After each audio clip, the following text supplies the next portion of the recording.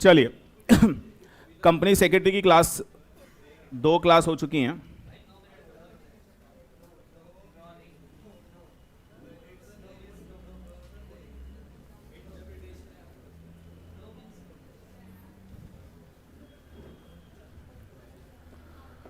चलिए हमारा जो चैप्टर चल रहा था बेटा दैट वाज कंपनी सेक्रेटरी, और इसकी 2 क्लास हो चुकी हैं। अब है ना इसके अंदर ज़्यादा कुछ बचा नहीं है, there is nothing much left in this topic. I just take half an hour इसके ऊपर और ख़त्म कर देंगे इसको।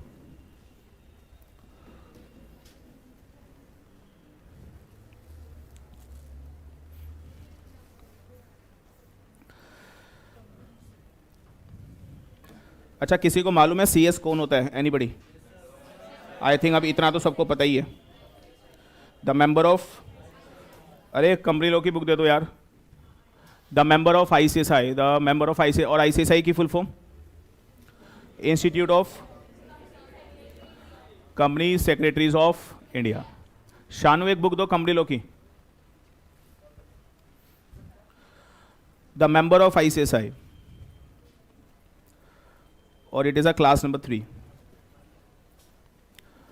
The member of ICSI.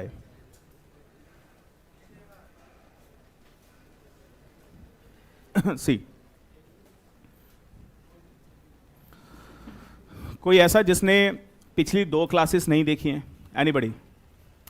तो अभी कुछ कर नहीं सकते हैं इसमें, और अभी ये टॉपिक हाफ एन आवर चलेगा और इसको ख़त्म करके आज ही we start a new topic. तो अभी आप लेकिन लिख लेना, और इसके जो पिछली 2 क्लासेस हुई हैं वो हम आपको उसका बैकअप दे देंगे, तो समझ में आ जाएगा। और फिर आज एक नया चैप्टर स्टार्ट करेंगे आफ्टर हाफ एन आवर, ठीक है? और अभी क्या पढ़ रहे हैं हम लोग? कंपनी सेक्रेटरी के बारे में। और मुझे लगता है कंपनी सेक्रेटरी के बारे में बहुत कुछ मैं बता चुका हूँ आपको। कोई बताएगा कंपनी सेक्रेटरी के लिए कौन कौन से कंपनी सेक्रेटरी के लिए कौन कौन से सेक्शन हैं? हाँ जी, द फर्स्ट वन इज, कौन कौन से हैं बताओ जरा। एक तो 203 बताया था, याद है? सेक्शन 203 हम डिस्कस कर चुके हैं, सेक्शन 204 और सेक्शन 205, सेक्शन 205। अच्छा, 203 में क्या बताया था? Appointment of company secretary. कुछ कंपनीज के लिए CS अपॉइंट करना मैंडेटरी है। It is absolutely mandatory to appoint company secretary. कौन सी कंपनी? लिस्टेड कंपनी, और every company having paid up share capital 50 crore, 10 crore, not 50 crore, that is 10 CR। याद है? यस। तो 203 ऑलरेडी डन। 204 sac audit. क्या कुछ कंपनी को सैक ऑडिट करानी मैंडेटरी है? और कौन कौन सी कंपनी? 4 है। पहली listed company, any public company having paid up share capital 50 CR, any public company having turnover 250 CR, any company not public, any company having borrowing equal to more than 100 CR। इन सारी company को क्या करानी पड़ेगी? Sac audit. किससे? CS से नहीं, PCS से। PCS बोले तो प्रैक्टिसिंग कंपनी सेक्रेटरी। अच्छा, जो तुम PCS से करोगे तो वो रिपोर्ट कौन से फॉर्म में बनाएंगे? MR3।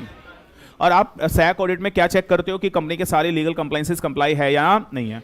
और वो PCS वो रिपोर्ट बना के MR3 किसको देगा? बोर्ड को। और बोर्ड किसको भेजेगा?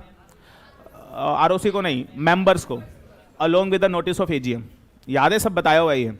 और फिर लास्ट क्लास में वी हैव डिस्कस सेक्शन 205। कोई बताएगा 205 में क्या था? Functions of the company secretary, कि कंपनी सेक्रेटरी के क्या क्या फंक्शंस है, ये भी हम लोग डिस्कस कर चुके हैं। हाँ जी,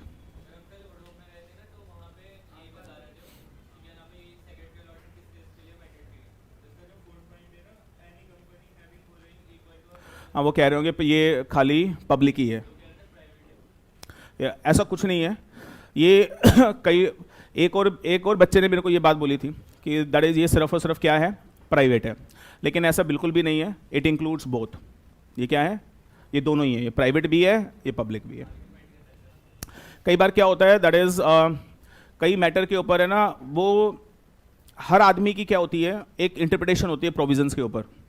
तो दैट इज, और ऐसा बोला जाता है कि जब 2 आदमी इंटरप्रिटेशन करते हैं किसी चीज़ की तो गलत कोई नहीं होता, एक सही होता है और एक ज़्यादा सही होता है, गलत नहीं होता। इंटरप्रिटेशन में गलत कोई नहीं होता। क्या बोलते हैं? एक सही होता है और एक ज़्यादा सही है, वो भी सही है, हम थोड़े से ज़्यादा सही है, तो आपको दोनों लेने हैं, that is private company public company both. हाँ जी, जो मैं बता रहा हूँ बस उसी से मिलते हैं। या लिखिए तो सेक्शन 204 दैट इज 205 लिखिएगा। अच्छा एक बात बताओ, जो एक कंपनी सेक्रेटरी है, जो एक कंपनी सेक्रेटरी है एक्चुअली क्या है, अब इसके ऊपर है ना कोई क्लैरिफिकेशन नहीं है। अगर कोई एमसीए इसके ऊपर क्लैरिफिकेशन दे दे कभी फ्यूचर में, तो फिर हम भी मान लेंगे कि भाई ये ऐसा ही है, but there is no clarification of the MCA, या फिर या तो अमेंडमेंट करके लॉ मेकर कुछ लिख दे इसके अंदर, तो कुछ इसके ऊपर अभी ऐसा कुछ है नहीं। लिखिए, कंपनी सेक्रेटरी दो काम कर सकता है, एक तो जॉब ओहो और एक प्रैक्टिस। क्या कर सकते हैं, एक जॉब। अच्छा राघव कह रहा है what is the purpose of filing MGT 14। आपने जनरल मीटिंग का अगर चैप्टर किया हो तो उसमें सेक्शन 117 पढ़ाया था, और मैंने बोला था एमजीटी 14 का पर्पस बस यही है कि जब आप कुछ रेजुलेशन पास करते हो, स्पेशल रेजुलेशन, बोर्ड रेजुलेशन, तो आपको आरओसी को इंटीमेट करना पड़ता है कि हमने रेजुलेशन पास कर लिया है। तो purpose of MGT 14 is only one, to intimate the ROC that we have pass the resolution. Already हम सेक्शन 117 में ये कर चुके हैं। लिखेगा प्रैक्टिस, और लिखेगा कोई भी कंपनी सेक्रेटरी अगर उसके पास सीओपी हो, ये मैं बताया लास्ट क्लास में, सीओपी की फुल फॉर्म बोलो। हाँ जी बोलो जल्दी से, सर्टिफिकेट ऑफ प्रैक्टिस। तो उस बंदे को क्या नाम दिया जाता है, practising company secretary. That person is called what, practising company secretary. तो लिखिएगा, क्वेश्चन पेपर में आ चुका है, what are the various areas of practice. मुझे लगता है आप लोग ये जानना चाहते होंगे कि एक कंपनी सेक्रेटरी कहाँ कहाँ प्रैक्टिस, कौन कौन से एरिया में प्रैक्टिस कर सकता है। In which area a company secretary can practice. आप कहाँ कहाँ प्रैक्टिस करना जानना चाहोगे, छोटी सी बात है। तो लिखिएगा कहाँ कहाँ प्रैक्टिस कर सकते हो। तो लिखिएगा the first one I would say in the field of incorporation of company.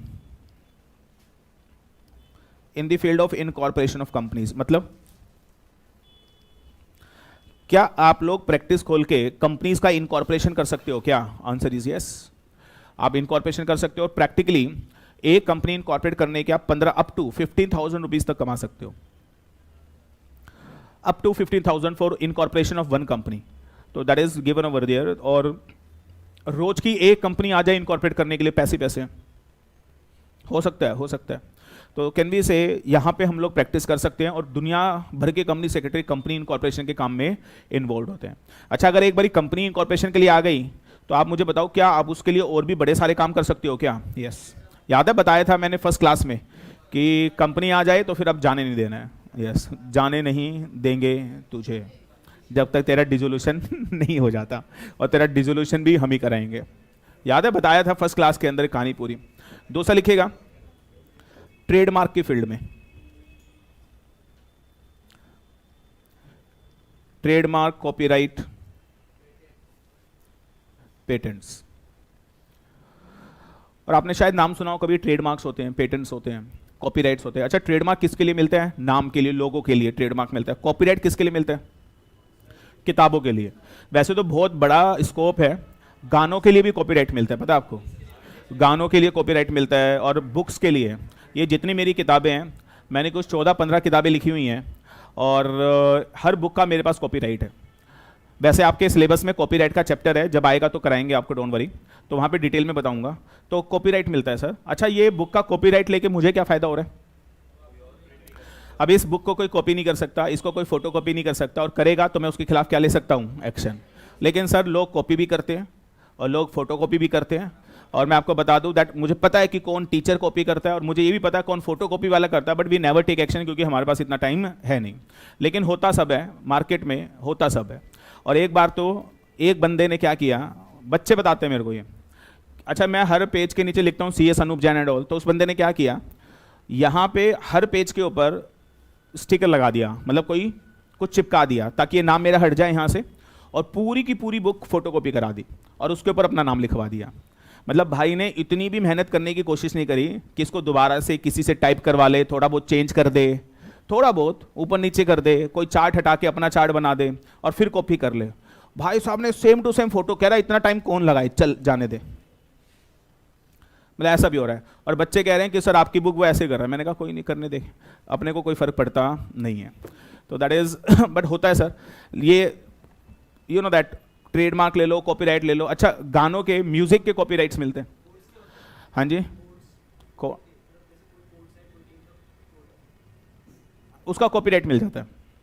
अच्छा, वो कोड नहीं होता, उसे एप्लीकेशन बोला जाता है, उसे सॉफ्टवेयर बोला जाता है, ठीक है। तो that is copyright and that is given over there. और गानों के कॉपीराइट मिलते हैं। और आपको पता है गाने कितने चोरी होते हैं? अच्छा, आपको पता है हिंदुस्तान के अंदर कोई फेमस ऐसा म्यूजिक डायरेक्टर जो बहुत गाने चोरी करता हूं? प्रीतम, सुना नाम आपने? अन्नू मलिक, ये फेमस हैं ये लोग। ये इनकी जितनी भी धुनें हैं वो सारे पाकिस्तान, बांग्लादेश के जो सिंगर हैं या फॉरेन के जो सिंगर हैं वहाँ से चोरी कर करके थोड़ा सा मिर्च मसाला लगा के इनकी खुद की ट्यून बन जाती है। तो ये लोग तो इंडिया में बड़े बदनाम हैं। प्रीतम हो गया या फिर ये अपना अन्नू मलिक हो गया, दैट इज़, हाँ जी। अब कुछ लोग होते हैं राइट खरीद के करते हैं, कुछ लोग होते हैं राइट नहीं खरीदते। अब अपने जो इंडिया वाले हैं, इंडिया वाले कह रहे सब अपना ही तो है। इंडिया वाले जहमत नहीं उठाते राइट वाइट खरीदने के लिए। इंडिया वाले कहते हैं सब अपना ही है। उनको कोई ट्यून पसंद आई, ली और कॉपी मारी, अपना इंडिया का गाना बन गया। अमेरिकन इसके अंदर बड़े पार्टिकुलर है। अमेरिका के अंदर एक बार की बात मैं आपको बताता हूँ, अभी बात उठी है तो मैं बताता हूँ। अमेरिका में वहाँ का, यू नो दैट, वहाँ पे बोलते हैं हॉलीवुड, यहाँ पे क्या बोलते हैं? बॉलीवुड। हॉलीवुड में एक डायरेक्टर था, मूवी डायरेक्टर, उसे है ना एक इंडियन मूवीज में एक गाना बना, उर्मिला मातोंडकर का एक गाना था, छम्मा छम्मा, चाइना गेट मूवी थी, और छम्मा छम्मा नाम सुना आपने गाना? तो उस गाने की 10 सेकंड की ट्यून पसंद आ गई, पूरा गाना पसंद नहीं आया। क्या पसंद आया? उस गाने के बीच में, 6 मिनट के गाने में बीच में कहीं 10 सेकंड की एक ट्यून पसंद आई। किसको? अमेरिका के हॉलीवुड के किसी डायरेक्टर को। वो बंदा इंडिया आया, छम्मा छम्मा के डायरेक्टर को बोला, मतलब चाइना गेट के डायरेक्टर को एप्लीकेशन लगाई कि प्लीज हम आपसे ये कॉपीराइट खरीदना चाहते हैं 10 सेकंड की ट्यून के। और वो 10 सेकंड की ट्यून के उसने पैसे दिए, और उसके बाद उसने अपनी मूवी में वो छम्मा छम्मा की जो ट्यून थी वो 10 सेकंड वाली, 9 या 10 सेकंड वाली वो यूज की। That is Hollywood. और अपना अपना ट्यून क्या, वो पूरा गाना चेप देते हैं। किसका है? फिर ना वो एलिगेशन लगाते रहते हैं, हमारा कहता लगा लो, हमारा क्या बिगाड़ो, इतने तो गाना सुपरहिट, किसी को पता भी नहीं चलता किसका था किसका। That happens in India, that happens only in India. हम लोग कमाल है यार, नहीं? दैट इज, मैंने अभी मैं एक मूवी देख रहा था, आपने मूवी देखी क्रिश 3, जिसमें ऋतिक रोशन और विवेक ओबरॉय की लास्ट में लड़ाई हो रही होती है, देखी? और वो जो है दैट इज, वो लास्ट जो क्लाइमैक्स है ना, मेरे को बड़ा अच्छा लगा। मैंने कहा भाई ये उसके पापा राकेश रोशन, मैंने कहा राकेश रोशन ने कमाल कर दिया यार, हॉलीवुड को टक्कर देने वाली मूवी बनाई है, क्लाइमैक्स इतना जबरदस्त था। अभी पिछले हफ्ते की बात है, नेटफ्लिक्स पे एक मूवी देख रहा था, सुपरमैन में मूवी देख रहा था, और वो जो सुपरमैन मूवी आई थी वो 10-12 साल पुरानी मूवी है, नेटफ्लिक्स पे थी, मैंने देखी। वो climax same to same copy paste मारा हुआ है क्रिश 3 के अंदर। मैंने कहा वैसे ही अप्रिशिएट कर दिया मैंने भाई को, same to same copy paste, पूरा सीन डिट्टो कॉपी पेस्ट है सुपरमैन का, और 10-12 साल पुरानी मूवी का इन्होंने अब कॉपी पेस्ट मारा है। वो तो खैर साउथ वाले, वो चलो अपने इंडिया में कॉपी हो रहा है, समझ में आ रहा है। चलो एनीवेज, अब कॉपी पे नहीं चलते हैं, इस पे चलते हैं। अच्छा, क्या आप लोग इस पे आ जाओ, चलो। तो area of practice that is incorporation of company, और हम कहाँ प्रैक्टिस कर सकते हैं? ट्रेडमार्क में। और मैं आपको बता दूं, it's a very big area. Trademark में बहुत जबरदस्त काम है। आप ट्रेडमार्क में अगर प्रैक्टिस करेंगे तो मैं कह रहा हूं बहुत जबरदस्त काम आपको मिल सकता है, और एक ट्रेडमार्क के आप 10,000 रुपये तक कमा सकते हो। 10,000 रुपीज, एक कॉपीराइट के 10,000 रुपये। पेटेंट कोई आपको देगा नहीं, क्योंकि पेटेंट है ना बहुत कम ही होते हैं, क्योंकि patent is only for the inventions. तो पेटेंट है ना बड़े बड़े कंपनी सेक्रेटरीज या प्रोफेशनल्स के पास जाते हैं, दैट इज एडवोकेट के पास जाते हैं, तो वो पेटेंट का काम कम मिलता है, लेकिन ट्रेडमार्क कॉपीराइट का बहुत काम है। और आप एक काम करो, दैट कोई फार्मा कंपनी पकड़ लो। अब फार्मा कंपनी की तो रोज दवाइयाँ आती रहती हैं, तो वो हर दवाई का नाम ट्रेडमार्क करवाते हैं वो लोग, you know that, Crocin plus Sumo. तो बहुत काम है मार्केट में, और इसके अंदर आप, मैं कह रहा हूँ ट्रेडमार्क के अंदर आप रोज के 10-15 हज़ार रुपये ईजिली कमा सकते हो, और बहुत आसान है। एप्लीकेशन लगा के फाइल करनी होती है, कुछ नहीं करना, तो that is very easy process. तीसरा लिखेगा मर्जर अमलगमेशन। यहां पे भी आप लोग प्रैक्टिस कर सकते हो। कौन सा एरिया है? Merger amalgamation. अच्छा, मर्जर अमलगमेशन क्या होता है? बेसिकली दो कंपनी मर्ज हो रही हैं, that is merger amalgamation, that is दो कंपनी मर्ज हो रही हैं, and in that very case बहुत बड़ा काम है ये, और जब आप प्रैक्टिस करोगे तो आई गेस 5 से 7 साल के एक्सपीरियंस के बाद आपको ऐसे काम मिलने स्टार्ट होंगे। और अगर बड़ी बड़ी कंपनी के मर्जर अमलगमेशन हो रहे हैं तो उसके अंदर you can charge 2 crore rupees for one merger amalgamation. अभी रिसेंट एक मर्जर हुआ आइडिया वोडाफोन, अब सोच के देखिए the huge company idea Vodafone, अब उन कंपनीज का अगर मर्जर अगर हो जाए तो जिसने वो करवाया हो प्रोफेशनल ने, अच्छा किसने करवाया, अपने आप हो गया होगा या प्रोफेशनल्स ने करवाया होगा, और कौन होंगे professional, the company secretaries, practising company secretaries. तो आपको नहीं लगता इतनी बड़ी बड़ी कंपनी के जब मर्जर होते होंगे तो उसके अंदर फीस भी कितनी होती होगी? Are getting? One of my student, उसका नाम था अंकित शर्मा, वो हिंदुस्तान टाइम्स के अंदर काम करता था, अब तो उसने कंपनी चेंज कर ली, कहीं और चला गया। उसने बोला सर हिंदुस्तान टाइम्स में कोई 2 ग्रुप कंपनी थी, उन 2 ग्रुप कंपनी का हमने मर्जर करवाया, छोटी छोटी कंपनी थी, तो जिससे करवाया ना उसने चार्ज किया 80 लाख रुपए फॉर दैट मर्जर अमलगमेशन। तो big thing, I am telling you, लाखों करोड़ों का काम है इसके अंदर। और आई एम टेलिंग यू, अगर आप मर्जर अमलगमेशन में प्रैक्टिस करते हो और इसके अंदर आपको 1 साल में 1 मर्जर आ गया, तो आई एम टेलिंग यू 50-60 लाख रुपए तो ऐसे बन गए आपके, ईजिली बता रहा हूं आपको ये। तो यहां पे बहुत स्कोप है। और फाइनल में एक पेपर है, पेपर का नाम है कॉर्पोरेट रीस्ट्रक्चरिंग, उसके अंदर मर्जर अमलगमेशन टेक ओवर आपको बहुत डिटेल में दे रखा है। दैट इज अ रीजन क्योंकि आप यहां पे प्रैक्टिस कर सकते हो। तो चौथा काम जो आप कर सकते हो प्रैक्टिस का, that is take over of companies. और this is my favourite topic, that is अलग ही मजा है इसका, टेक ओवर ऑफ टॉपिक और टेक ओवर ऑफ कंपनीज। तो दैट इज गिवन, यहां पर भी आप काम कर सकते हैं। और टेक ओवर मतलब एक कंपनी ने दूसरी कंपनी का टेक ओवर कर लिया, दैट इज गिवन ओवर दियर, एक कंपनी को एक्वायर कर लिया, तो इसको क्या बोला जाता है? Take over. और ये भी लीगल प्रोविजन के थ्रू होता है। कौन कराते हैं? कंपनी सेक्रेटरीज, और वो भी वहाँ पे भी आप लीगल फीस चार्ज कर सकते हो। तो दैट इज बहुत काम है मार्केट में, याद रखिएगा। मार्केट में है ना, काम की कमी नहीं है, मार्केट में काम करने वालों की कमी है। लोग काम करते नहीं हैं, और जो करना चाहते हैं उनको कुछ आता जाता भी नहीं है। अच्छा आपको पता है हमारे देश में जो प्रैक्टिसिंग कंपनी सेक्रेटरीज हैं, आपको क्या लगता है उनकी कितने रुपए की प्रैक्टिस होगी साल की? Any idea? मतलब जो प्रैक्टिसिंग कंपनी सेक्रेटरीज हैं, अच्छा हमारे देश में प्रैक्टिसिंग कंपनी सेक्रेटरी होंगे तो उनकी आपको एक आइडिया ऐसे ही अंदाजा, मतलब प्रैक्टिस, मतलब हाईएस्ट प्रैक्टिस एक साल की कितनी होती होगी? साल की कह रहा हूं, 7 लाख साल की। इन्हें 5 मिनट में यही समझ में नहीं आ रहा साल की पूछ रहा हूं या महीने की पूछ रहा हूं। तो मैं आपको बता दूं, अब है ना ये बाहर जाके बताना मत कि अनूप सर कह रहे थे ऐसा, तो अच्छा नहीं लगता, एटिकेट्स नहीं है ये। एक है ना हमारे काउंसिल मेंबर है, with all due respect, Manish Gupta, नाम सुना किसी ने? करोल बाग में ऑफिस है उनका, CS मनीष गुप्ता, और अभी इलेक्शन हुए थे वो जीत भी गए, और he is a central council member. Karol Bagh में उनकी प्रैक्टिस है, और ऐसा बोला जाता है that person having practice of 7 CR। Yes, अभी दोबारा चूज होंगे, लेट्स सी क्या बनते हैं क्या नहीं।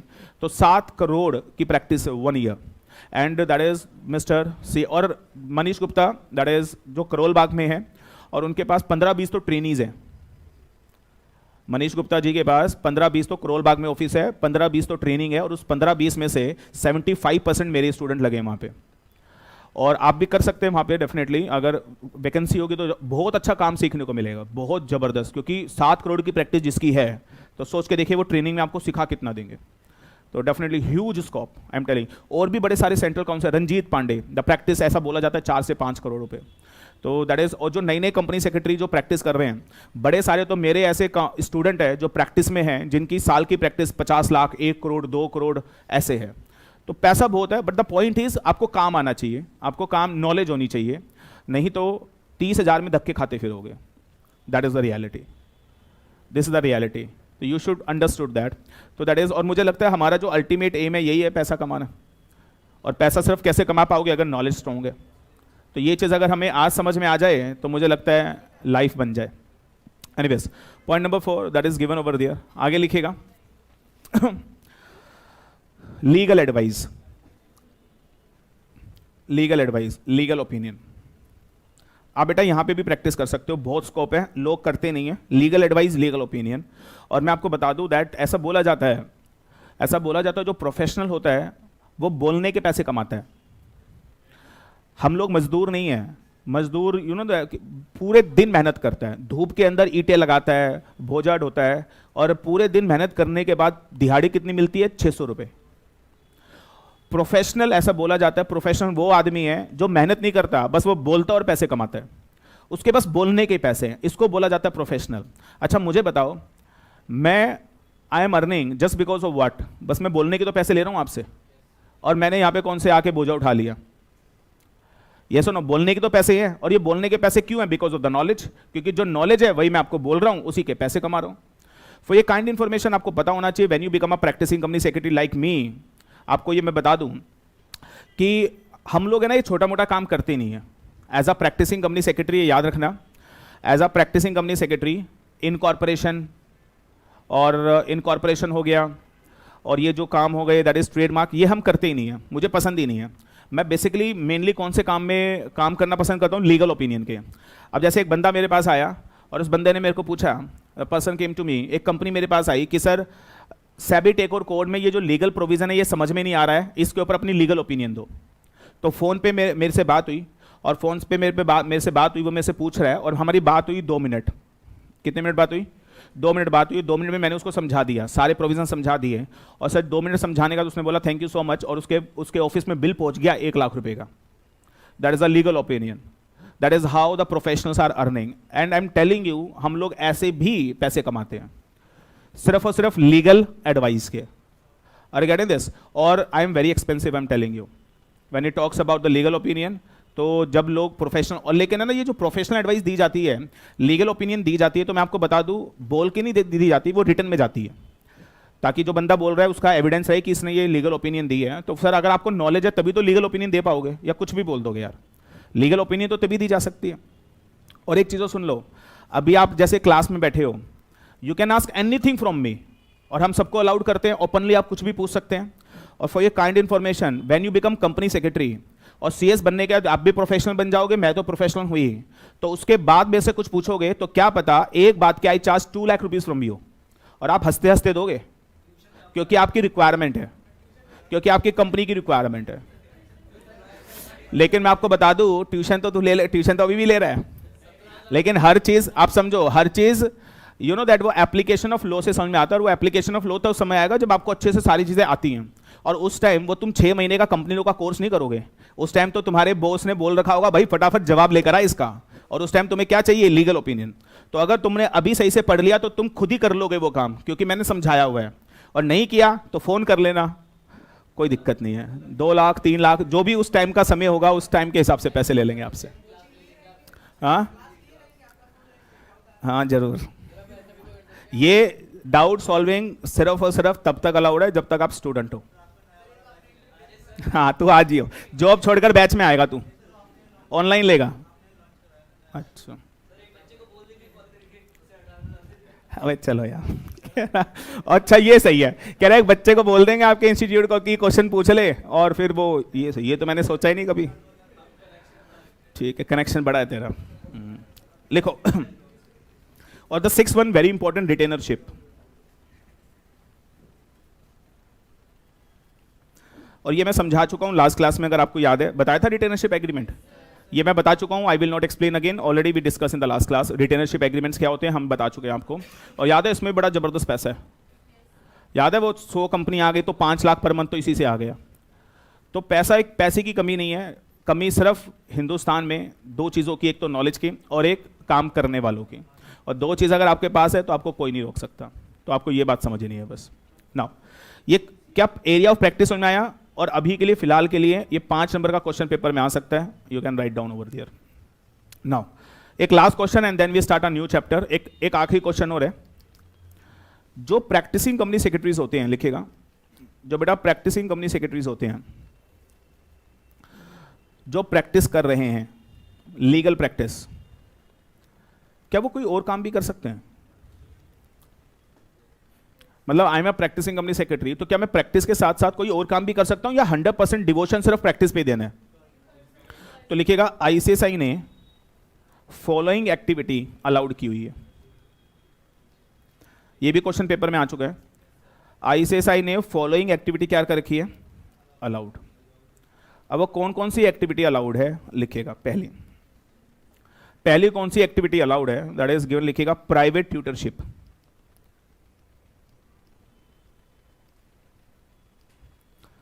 हाँ जी, तो क्या प्रैक्टिसिंग कंपनी सेक्रेटरी ट्यूशंस पढ़ा सकता है? यस।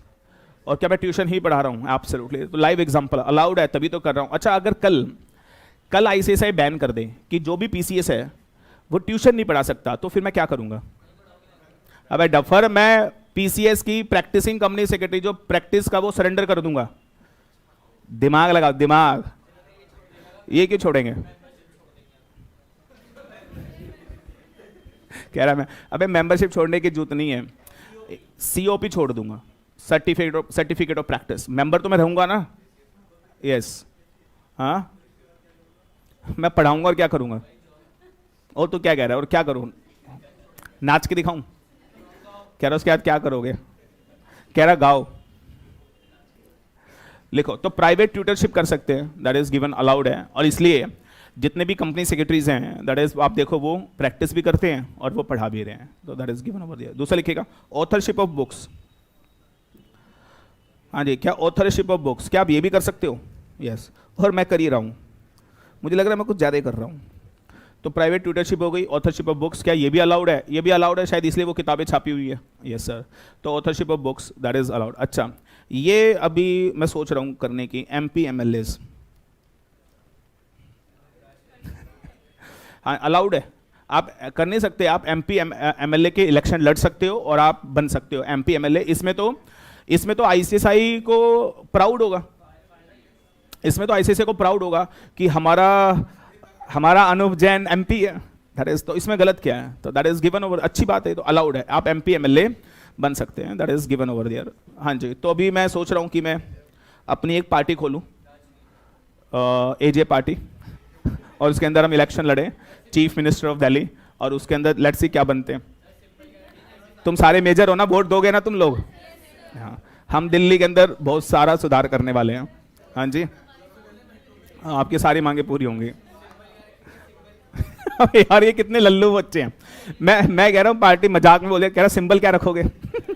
अबे यार, ये भगवान। पॉइंट 4 लिखो, मैं किसी एनपीओ का ऑफिस बियरर भी बन सकता हूं। मतलब एज अ पीसीएस मैं क्या कर सकता हूं? ऑफिस बियरर भी बन सकता हूं, मतलब मैं एनपीओ भी चला सकता हूं। ऑफिस बियरर मतलब एनपीओ का हेड, यानी मैं एनपीओ भी चला सकता हूं। और मेरा मन है कि मैं एक एनजीओ खोलूं और उसके अंदर लोगों के लिए कुछ भलाई के लिए काम करें। और मैं सोच रहा हूं कि एक हम एनजीओ का नाम रखें बीइंग एजे। हाँ, लेकिन यहाँ पे हम कह रहे हैं कोई भी खोल सकता है, लेकिन यहाँ पे बोल रहा है कि जो प्रैक्टिसिंग कंपनी सेक्रेटरी हैं वो भी खोल सकते हैं। प्रैक्टिसिंग कंपनी सेक्रेटरी पे इस चीज़ की रुकावट नहीं है। Next one, valuation of paper. अच्छा, जो प्रैक्टिसिंग कंपनी सेक्रेटरी है वो क्या पेपर की वैल्यूएशन कर सकता है? वैल्यूएशन ऑफ पेपर समझ में आता है, जब जो आप पेपर देते हो उसको चेक कौन करता है? Practising company secretary. तो क्या आईसीएसआई मुझे बोल सकता है कि सर आप पेपर चेक कर लो, और क्या मैं पेपर चेक करने के लिए जा सकता हूँ?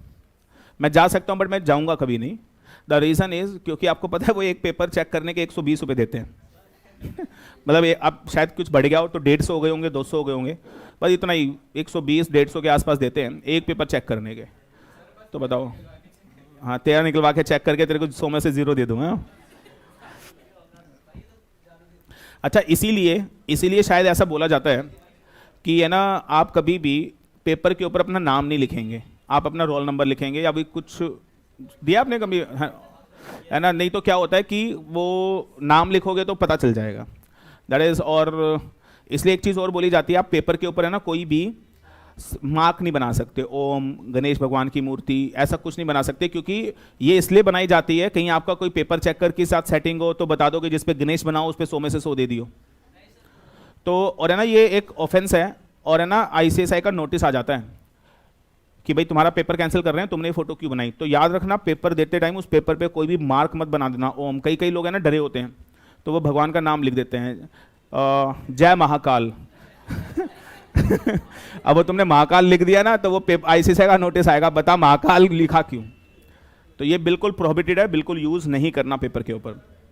लिखेगा, editorship of the professional journal.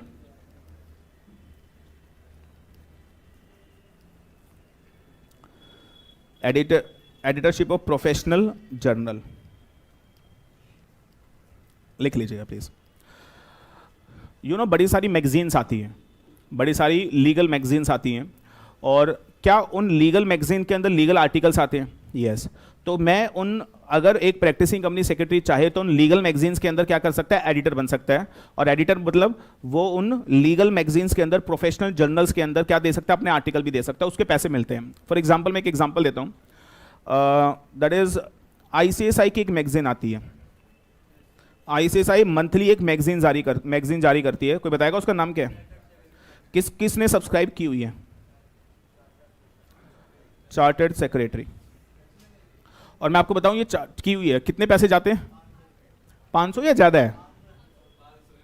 500 रुपये में आ रही है, मतलब 12 एडिशन आते हैं हर महीने, एक साल के लिए वैलिड होती है। 500 रुपये है बस, आज तक आई नहीं है। अच्छा, हमारे पास जो कंपनी सेक्रेटरी होते हैं ना, उनके पास फ्री में आती है। तो हमारे पास तो फ्री आती है, और मेरे पास तो आती है। अब किसी के पास आई नहीं आई, मेरे पास तो हर महीने आती है। तो फोटो कॉपी कराएगा? अच्छा ठीक है, ला के देता हूँ तेरे को। तो ये जो चार्टर्ड सेक्रेटरी है, इसके अंदर क्या लिखे होते हैं? Legal article. अच्छा, ये तो ICSI है। ICSI लीगल आर्टिकल लिखने के कोई पैसे नहीं देता। लेकिन अब सोच के देखो, ये मैगजीन किसी कंपनी की है, टैक्समैन, नाम सुना है टैक्समैन?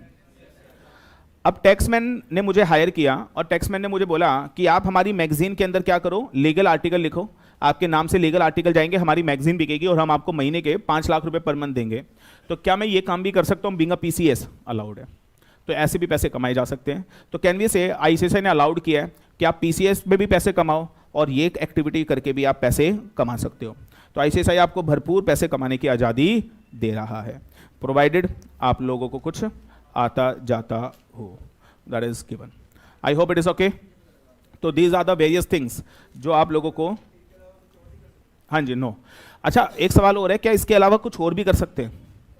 एक सवाल और है, क्या इसके अलावा कुछ, क्या एक प्रैक्टिसिंग कंपनी सेक्रेटरी रात को चपरासी की भी जॉब कर सकता है? और चपरासी नहीं, वो क्या कहते हैं, वो चौकीदार, और एक एरिया में जाके चिल्ला सकता है, जागते रहो। हाँ जी, क्या ऐसा कर सकते हैं? अच्छा, दूसरा सुबह सुबह प्रैक्टिसिंग कंपनी सेक्रेटरी का काम किया, और शाम को ठंड में यहाँ पे 7 बजे मोमोज की रेडी लगा ली।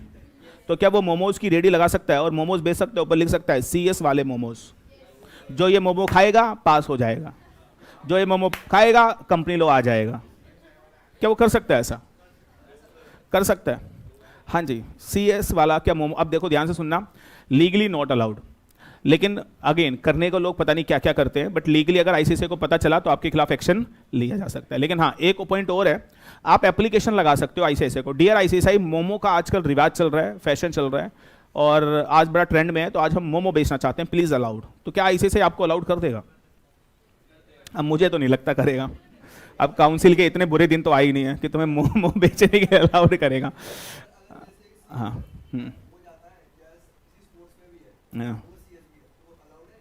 हाँ जी, एक सवाल और है। अब एक CS है, और वो जो CS है वो किसी स्पोर्ट्स में, अब ध्यान से समझो इस बात को, ये एक्चुअली क्या है ना, आप लोग बस बिना दिमाग लगाए क्वेश्चन पूछ लेते हो। अब मेरी बात को समझो, मैं CS बना, सुनो, अब मैं CS बना, अब मुझे ये बता दो, CS में बन गया, पेपर पास हो गए, CS की डिग्री आ गई। मैं ये पूछना चाहता हूं आपसे, आप मुझे बताओ, मैं COP कब लूंगा? जब मैं प्रैक्टिस करूंगा, जब मुझे काम करना है, जब मुझे पैसे, जब भी तो COP लूंगा। अब आप मुझे बताओ, COP लेकर मैं स्पोर्ट्समैन क्यों बनूंगा यार? और अगर मैं स्पोर्ट्समैन बनना चाहता हूं तो COP सरेंडर करके जाऊंगा। दिमाग भी तो लगाओ। आप कह रहे हो कि मैं तो रणजी ट्रॉफी खेलूंगा, आप कह रहे हो मैं तो IPL में जाऊंगा, तो सरेंडर करके जाना।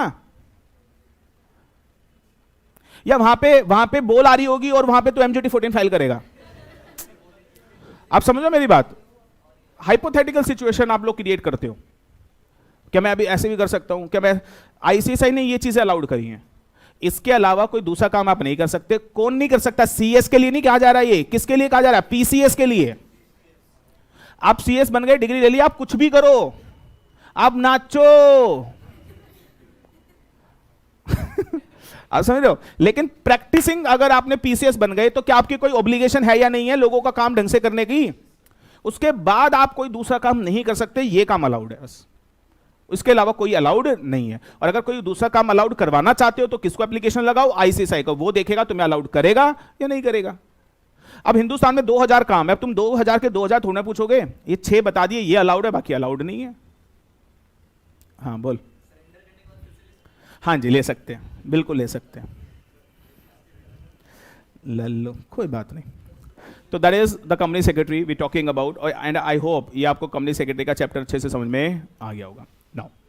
तो यहाँ पे हम लोग इस चैप्टर को खत्म कर रहे हैं, लेकिन इसके अंदर अभी सेक्रेटरी स्टैंडर्ड, प्रोफेशनल मिसकंडक्ट ये अलग चैप्टर में डाला हुआ है, तो जब आएगा तो आपको ये अलग से भी करवाएंगे। हाँ जी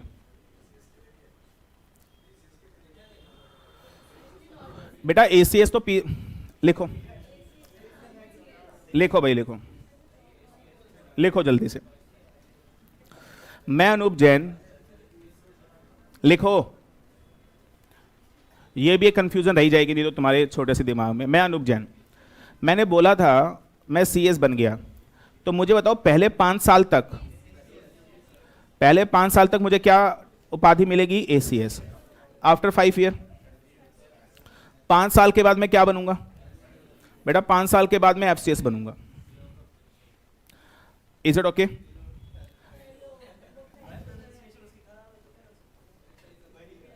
लिखो, तो मैं ACS बन गया, अभी मुझे 1 साल का एक्सपीरियंस है, तो मुझे लोग क्या बोलेंगे? ACS। क्या ACS COP ले सकता है? ले सकता है।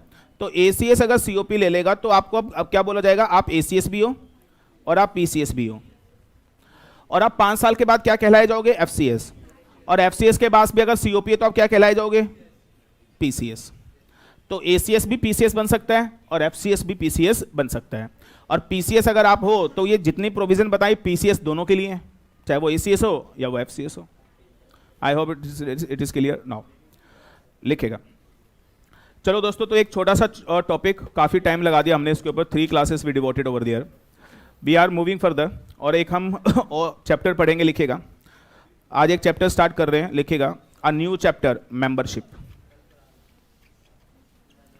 चुप करके लिख लो, मेंबरशिप। इस चैप्टर की वेटेज अप टू 10 मार्क्स। आवाज नहीं please, keep quite.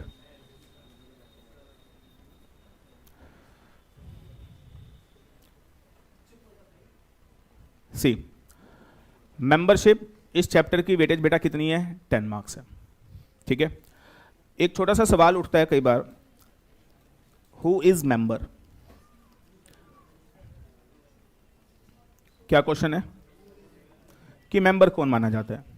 Who is treated as member, member कौन माना जाता है? वैसे आपको पता है मेंबर कौन माना जाता है? Who is member? Anybody?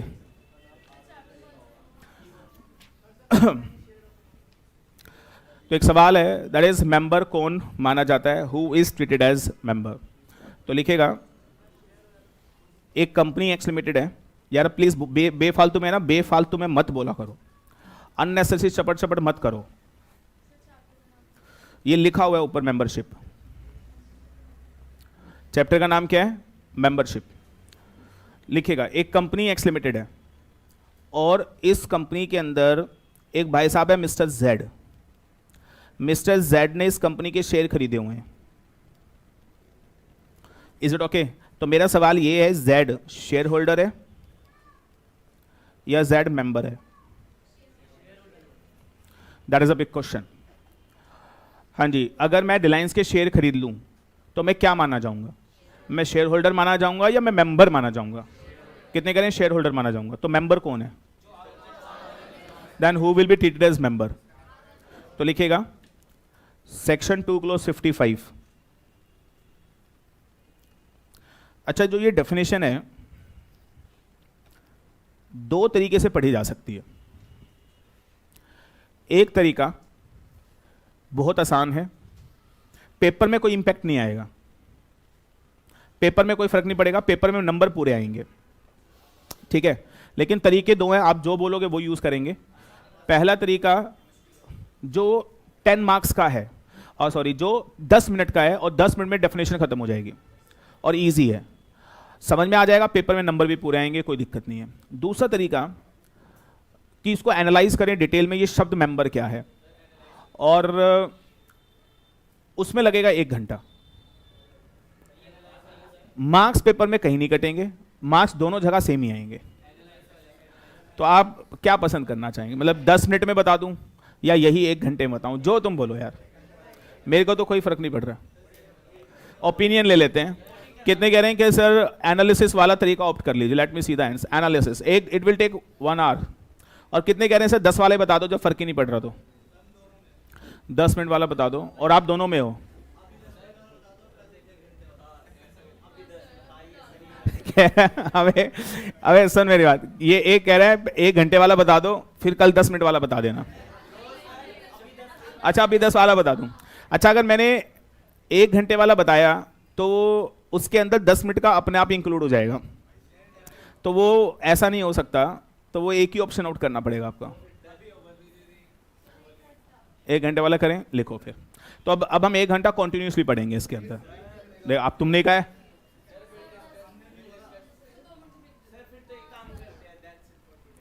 Two clause 55 लिखिए। The meaning of member, meaning of member. अब है ना चुप करके सुनना, इस एक डेफिनेशन में बहुत कुछ है। मेंबर का मतलब क्या है, ठीक है, लिखेगा। इसको 3 पार्ट में डिवाइड करें। मेंबर के 3 मतलब है। अब वो 3 मतलब लिखेगा। पहला मतलब the subscriber to memorandum, the subscriber to the memorandum of association, and whose name is entered in register of member. The subscriber to the memorandum, the subscriber to the memorandum whose name entered into the register of member is a member. Is a member of the company. दूसरा लिखिएगा, that is very important I would say, any person who agree in writing to purchase shares of the company, to purchase shares of the company and whose name entered in register of member. अच्छा ROM बोले तो register of member. और third point कुछ और है, वो बात की बात है, वो बाद में पढ़ेंगे। अच्छा बीच में ना और लगा लेना, ये और बड़ा इंपॉर्टेंट है यार, दिस और इज वेरी इंपॉर्टेंट। अच्छा कोई बताएगा यहां पर एंड कहां लिखा हुआ है? कैन वी से यहां एंड है और यहां एंड है, तो that is given over there आपके सामने। 3 पॉइंट बाद में पढ़ेंगे, पहले ये 2 पॉइंट समझ में आ जाएंगे तो फिर थर्ड पे चलेंगे हम लोग, ठीक है। तो एक एक करके बात करते हैं। दैट इज फर्स्ट पॉइंट पे आ जाओ फटाफट। अच्छा एक चीज और है कि एक है ना सेक्शन है, सेक्शन लिखिएगा 88 सबसेक्शन 1 क्लोज ए। सेक्शन का नाम लिख लें प्लीज। तो 2 क्लोज 55 किसके साथ कनेक्ट हो रहा है? सेक्शन 88 सबसेक्शन 1 क्लोज ए के साथ कनेक्ट हो रहा है। ये कनेक्टिविटी आनी चाहिए। कौन सा सेक्शन है? Section 88 subsection 1 clause A, that is given over there. और सेक्शन 88 सबसेक्शन 1 क्लोज ए क्या बोलता है, सुनो ध्यान से। सेक्शन 88 सबसेक्शन 1 क्लोज ए क्या बोलता है? इट सेज कि हर कंपनी को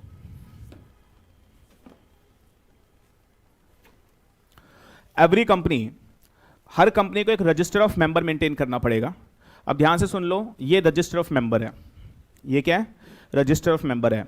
और सेक्शन 88 सबसेक्शन 1 क्लोज ए बोलता है जब भी कोई पर्सन कंपनी का शेयर खरीदेगा, जब भी कोई पर्सन कंपनी का क्या करेगा? शेयर खरीदेगा, तो कंपनी को शेयर होल्डर का नाम कहां लिखना पड़ेगा? रजिस्टर में। और लिखेगा, ये बात मैं नहीं कह रहा हूं, कहां लिखी हुई है? 88 सबसेक्शन 1 क्लोज ए में। और लिखेगा ये जो रजिस्टर ऑफ मेंबर में नाम लिखना पड़ेगा, ये रजिस्टर ऑफ मेंबर का फॉर्मेट होगा MGT1। अब ये बता दो रजिस्टर ऑफ मेंबर में किसका नाम लिखना पड़ेगा? Just let me know. Register of member में नाम लिखना पड़ेगा किसका? जो कंपनी का शेयर खरीदेगा। और देखो अगर ध्यान से देखोगे, इसको ध्यान से देखो प्लीज, इसको बोला जाता है रजिस्टर ऑफ मेंबर। देख रहा है आपको? और कहीं अगर यहाँ ऊपर दिख रहा हो या क्लास के बाद देख लेना, यहाँ पे MGT1 भी लिखा होगा, दिख रहा है? This one is MGT1। इसको बोला जाता है बेटा रजिस्टर ऑफ मेंबर। इसके अंदर किसका नाम लिखा जाएगा? Just let me know. जो भी कंपनी के क्या खरीदेगा? शेयर। अच्छा, ये बात कहां लिखी है? 88 सबसेक्शन 1 क्लोज ए में कि आपको उसका नाम लिखना पड़ेगा। ये नाम लिखना क्या है? Absolutely mandatory. Is it okay with you? Yes. और फॉर्मेट क्या है? MGT1। और लिखिएगा जिस भी शेयर होल्डर का नाम, प्रैक्टिकली जिस भी शेयर होल्डर का नाम कहां लिखा हुआ है? ROM में, वही मेंबर है। जिस भी व्यक्ति का नाम कहां लिखा हुआ है? ROM में, वही व्यक्ति क्या माना जाएगा? मेंबर।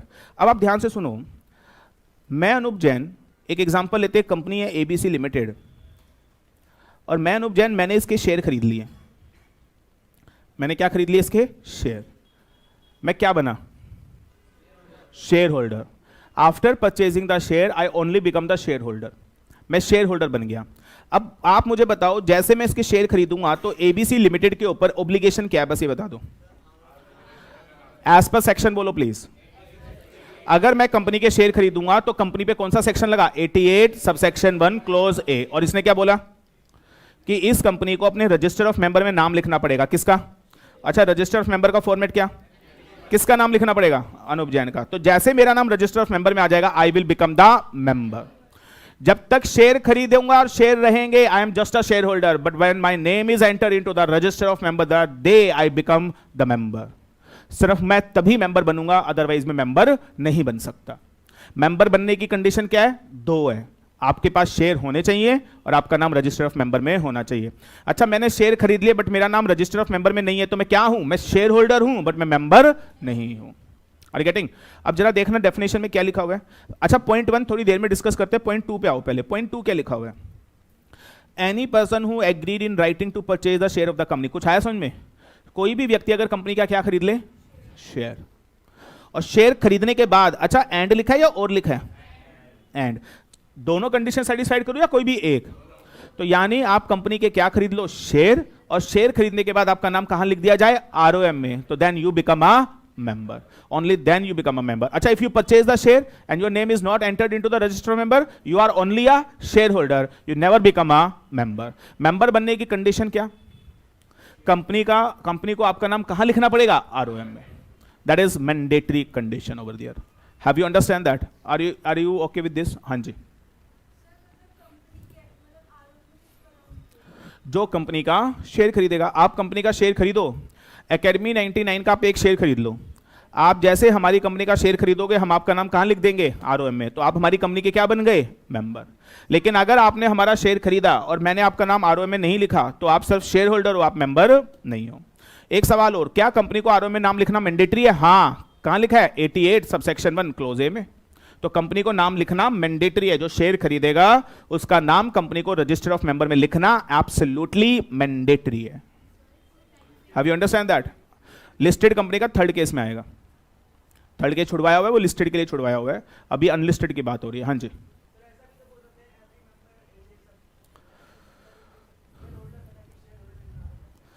बोल सकते हैं।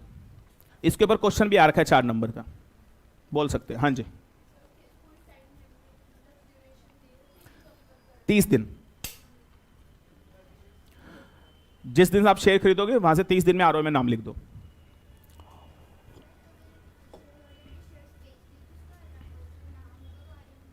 हट जाएगा और फिर जो खरीदेगा उसका नाम आ जाएगा। Then he become a member.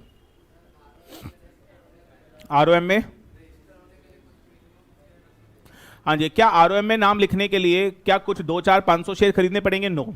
If you purchase 1 share, आप कंपनी के लिए मैंडेटरी, आपको आपका नाम ROM में लिखना पड़ेगा, मैंडेटरी, कोई मिनिमम लिमिट नहीं है। नेक्स्ट। हाँ, नहीं बेटा, लाइन नहीं खींचेंगे। दूसरे मेंबर उसमें लिखेंगे कि ए इस डेट पे मेंबर बना था, और फिर नीचे उसका इसमें उठा के देखना लिखा होगा, और ए ने शेयर बेच दिए बी को, तो बी का नाम आ जाएगा और लिख दिया जाएगा ए ने अपने शेयर इस दिन बेच दिए। तो नाम नहीं काटना, ये आदतें छोड़ दो। Are getting? तो ये 2 चीजें लिखोगे, कब वो मेंबर बना, कब वो मेंबर हटा, तो नाम नहीं काटना। आगे बढ़े, कुछ और पूछना है इसमें? हाँ जी।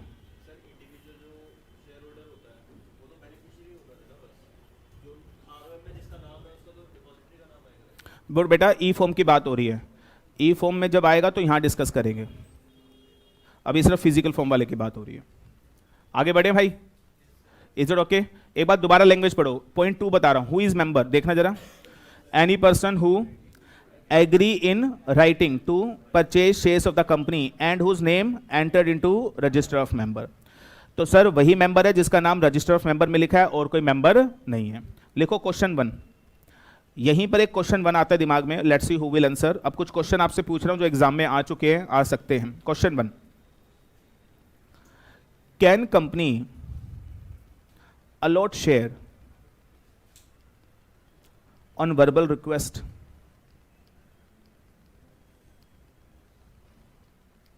ये कुछ ऐसे क्वेश्चन जो समझ में नहीं आते कि क्वेश्चन क्या है। Can company allot share on verbal request? What is the meaning of that line? क्या कंपनी शेयर अलॉट कर सकती है ऑन वर्बल रिक्वेस्ट? हाँ या ना? मतलब इसका मतलब ये है, क्या शेयर होल्डर कंपनी को बोलकर बोल सकता है कि आप मुझे शेयर अलॉट कर दो, और कंपनी क्या वर्बल रिक्वेस्ट पे, बोलने भर की रिक्वेस्ट पे क्या शेयर अलॉट कर सकती है? Answer is no. क्यों? लैंग्वेज क्या लिखी है? Any person who agree in writing. यानी अगर आप कंपनी से शेयर खरीदना चाहते हो तो आपको एग्री करना पड़ेगा, किसमें? राइटिंग में। आपको लिखकर एप्लीकेशन लगानी पड़ेगी, बोलकर एप्लीकेशन नहीं लगाई जा सकती, और अगर उसके ऊपर आपको शेयर अलॉट नहीं किए जा सकते। Company can not allot share on verbal request. अच्छा, can company allot share on return request? Return request के ऊपर शेयर अलॉट किए जा सकते हैं। तो that is a question number 1। Question 2, पूरे कंपनीज एक्ट में लिखिएगा। एक चीज और बता रहा हूं यहां पे क्वेश्चन पूछने से पहले, पूरे कंपनीज एक्ट में शेयर होल्डर शब्द यूज नहीं किया गया है। कौन सा शब्द यूज किया गया है? मेंबर। सिर्फ शब्द कौन सा यूज किया गया है? मेंबर। अब मैं आपसे सवाल पूछता हूं, यानी पेपर में कभी भी शेयर होल्डर शब्द यूज ही नहीं करना है, शब्द सिर्फ क्या यूज करना है? मेंबर। एग्जाम्पल, कंपनी नोटिस किसको देगी? एवरीबॉडी, कंपनी नोटिस किसको भेजेगी? मेंबर। वोटिंग राइट किसके पास है? डिविडेंड किसके पास है? Are you getting this? अच्छा, प्रॉक्सी कौन अपॉइंट कर सकता है? मेंबर। याद है सेक्शन 105, एनी मेंबर, याद है? तो सर प्रॉक्सी भी कौन अपॉइंट करेगा? मेंबर। सारे राइट मेंबर के हैं या शेयर होल्डर के हैं? मेंबर के हैं। पेपर में शेयर होल्डर शब्द यूज नहीं करना है, राइट सारे किसके हैं? मेंबर के। अब मेरा एक सवाल है, छोटा सा आपको जवाब देना है। एक कंपनी एक्स लिमिटेड है और ये मिस्टर के है, और के ने इसके शेयर खरीद लिए, के ने इसके शेयर परचेज कर लिए। अच्छा बताओ, अगर के ने शेयर खरीदे हैं तो कंपनी इसका नाम आरओएम में लिखेगी नहीं लिखेगी? बस ये बता दो। लिखेगी ना? कौन से सेक्शन में? 80 कितने दिन में? 30 डेज। क्लियर है? 30 डेज लिख सकती है, 15 दिन में लिख सकती है, 28 दिन में लिख सकती है, 35 दिन में नहीं लिख सकती, लेकिन कितने दिन में लिखना है? 30 दिन। 30 दिन के अंदर अंदर लिख सकती है। नाउ अभी इसे शेयर खरीदे हुए 25 दिन हुए। कितने दिन हुए? 30 दिन तो नहीं हुए। अभी इसका नाम आरओएम में नहीं है। कोई अभी गलत हुआ? कोई गलत नहीं हुआ। क्यों? क्योंकि 30 अगले 5 दिन में लिख देंगे। मेरा सवाल है, इसने शेयर खरीद लिए हैं लेकिन इसका नाम अभी तक आरओएम में नहीं आया है, क्या इसे वोटिंग राइट मिलेंगे? Will he get the voting right, yes और नो? कैसे वोटिंग राइट मिलेंगे या नहीं मिलेंगे? लिखिएगा answer is no. Why? Because right सिर्फ किसको मिलते हैं? मेंबर को, और किसी को भी नहीं। शेयर होल्डर को राइट नहीं मिलते, मेंबर को मिलते हैं। और मेंबर कौन है? Whose name is enter into register of member. तो जब तक आपका नाम आरओएम में नहीं आएगा, आप मेंबर नहीं हो। मेंबर नहीं हो तो मेंबर वाले राइट भी आपके पास नहीं है। अच्छा, एक सवाल और है, क्या ऐसा हो सकता है, आपने पूछा नहीं क्योंकि आप इरेलीवेंट ज्यादा पूछते हो, रेलीवेंट पूछते ही नहीं हो। आपको ये सवाल पूछना चाहिए था मुझसे, सर क्या ऐसा हो सकता है कि कंपनी को 30 दिन में रजिस्टर ऑफ मेंबर में नाम लिखना है, तो मैंने शेयर खरीद लिया, कंपनी रिफ्यूज कर दे, मैं नहीं लिख रही? ऐसा हो सकता है कि मैंने शेयर खरीद लिए कंपनी के, और कंपनी के लिए मैंडेटरी है ना आरओएम में नाम लिखना, लेकिन कंपनी बोले मैं नहीं लिख रही, चल भाग यहां से। Is it possible? पॉसिबल है। कंपनी ने मना कर दिया, नहीं लिख रही। वैसे तो करना नहीं चाहिए, लेकिन कंपनी ने मना कर दिया। अब आप ये कहोगे, अब आप ये बोलोगे कंपनी पे पेनल्टी लगेगी? हाँ लगेगी, लेकिन मैं कह रहा हूं पेनल्टी लग रही है नहीं लग रही है, तुम्हें उससे क्या फायदा हो रहा है? तुम तो मेंबर नहीं बने ना, तुम्हारे तो घर से पैसे भी चले गए, कंपनी ने तुम्हारा नाम भी नहीं लिखा, कंपनी के साथ क्या हो रहा है नहीं हो रहा है हमें क्या मतलब, हम तो मेंबर नहीं बने ना यार। तो अब मेंबर क्या करे बेचारा, शेयर होल्डर क्या करे? तो लिखेगा अगर कंपनी मेंबर का नाम आरओएम में लिखने से मना कर दे तो लिखेगा member has a power, he can make appeal to the NCLT. वो क्या कर सकता है? एनसीएलटी को अपील कर सकता है कि सर देख लो कंपनी बिना वजह मेरा नाम आरओएम में नहीं लिख रही। पता कौन से सेक्शन में? Section 59 of the companies act. Section लिखते रहना, कौन सा सेक्शन?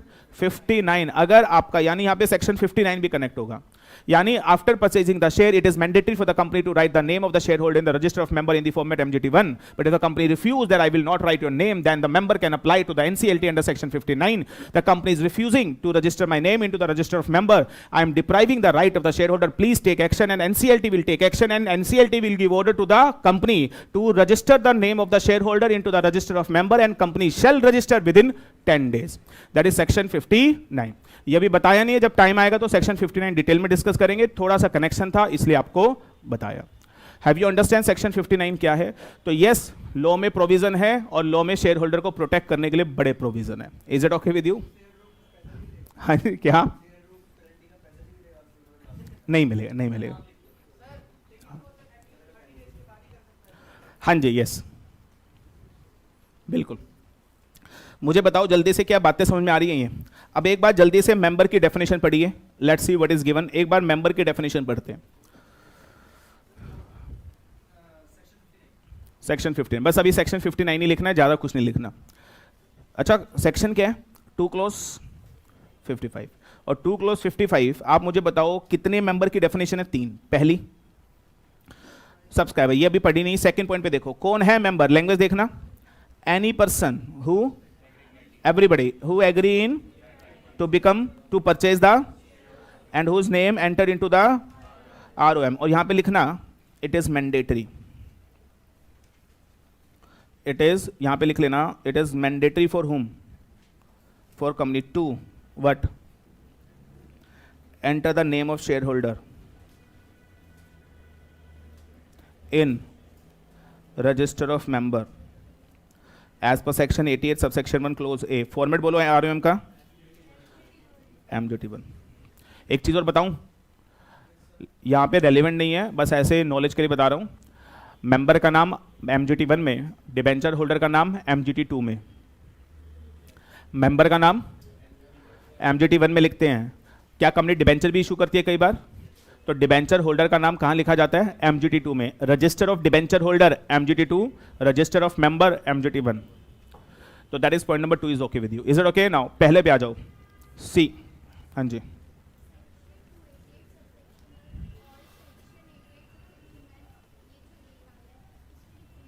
कौन से सेक्शन में? 288 तो कभी कराए नहीं आप लोगों को। 288 2 क्लोज 88 है, क्या है?